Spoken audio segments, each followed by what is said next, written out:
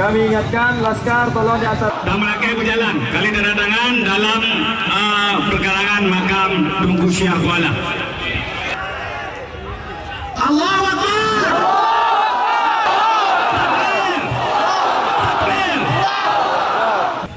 Pertama, mendesak pemerintah Aceh untuk menjalankan Kanun Aceh nomor 11 tahun 2002 tentang pelaksanaan syariat Islam berakidah, bidang akidah, ibadah dan syiar Islam.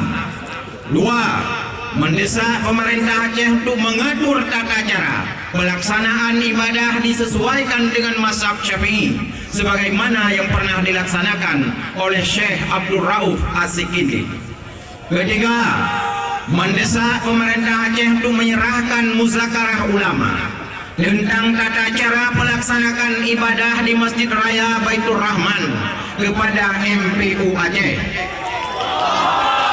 Seterusnya, mendesak pemerintah Aceh menjalankan wasiat pendiri Kesultanan Aceh untuk berpedoman kepada paham ahli sunnah wal jamaah dan bermazhab Syafi'i.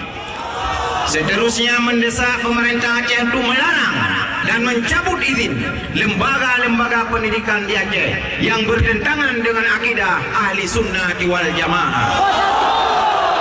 Seterusnya, mendesak pemerintah Aceh untuk menghentikan seluruh aktivitas Salafi Wahabi, Syiah, Komunis dan berbagai aliran sesat lainnya di Aceh yang kita cintai.